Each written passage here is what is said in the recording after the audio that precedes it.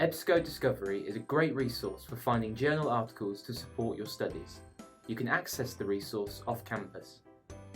Go to www.buckingham.ac.uk and click on Life and then off-campus access to resources. From the list of databases, choose EBSCO Discovery. You will be asked for your student ID number and network password. This is just making sure you are a Buckingham student. You will then see the EBSCO Discovery search screen. There are very useful guides and tutorials to help you with your searching under the Help button at the top right of the screen. You can contact the library team if you need any help or advice on using EBSCO Discovery. Our contact details are on the screen.